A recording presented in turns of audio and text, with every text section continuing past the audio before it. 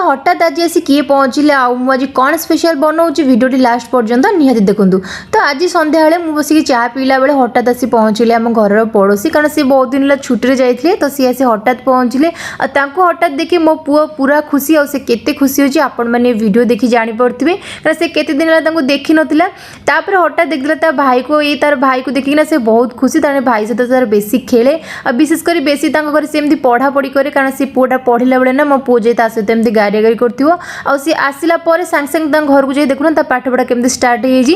तो आज स्पेशल ए कि मु बनेबे आज रसगोल्ला। तो घर कथा बहुत मन पड़लानी तो एठी तो गुजरात रे हमर सेठा बेला रसगोल्ला मिलुनी से भाबिले आज किछि रसगोल्ला बनेबी तो से मो काम लगी पड़ी। तो छेना को ना ये टिके मजा देगी पूरा भलसे बहुत समय पर्यटन चकदेली तो चकटिक गोल गोल करदे छोट छोट गोल करी मुझे सिरा पकई देती। तो जेहेतु यहाँ मुझे फास्ट टाइम कर प्रथम 4टा ही पकईली देखा यहाँ हो ना नहीं जब सब पकईदेवी सब जगह पुणी नष्ट हो कि समय पर देखला बेलू ना 15 मिनट पर मोर रसगोल्ला बहुत बढ़िया फुली जाता जेहेतु भल होता। तो बाकी आउ जहाँ सब गोल गोल करी मुझे छेना सब मुझे पकईदेली। तो जो प्रथम 4टा मुझे पकईदी गोटे ये मुझे खाई आउ बाकी 3टा और रसगोल्ला ना बहुत ही भल लगुला।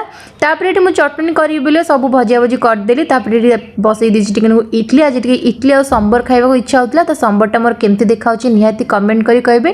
तापर देखो मो पुओ ये मैंने केते मते मैंने हैरान तो सी करूनी कि सी बहुत बोर हो जेतु एत सब करने मत बहुत टाइम लगिगला तो से सी पूरा बोर हो गलानी। तो ये सब कथा ना से माँ मैंने ही फिल करेंगे जो मैंने बाहर एकुटिया रोचंती तो से मैंने ही फिल करेंगे पुओ को धरिकी ये सब कम करवा केते कष्ट। तो राति 8टा पाखापाखि है तो बाबा ऑफिस एपर्यंत आसी ना तो राति खाई पी सारापर ना आज बहुत दिन पर इच्छा है कि मो बाहागर कैसेट देखी।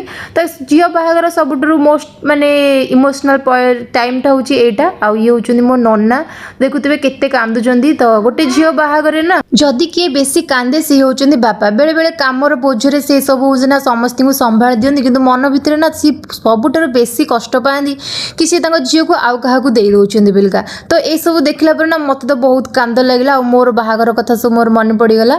तो आपण मैंने देखिपे मोर अवस्था ये कौन है। तो आज भिडियोटा एतिकी जदि आपण मानक भिडियोटी भल लगे निहाती लाइक करी चैनल को सब्सक्राइब करदेवे। रही जय जगन्नाथ।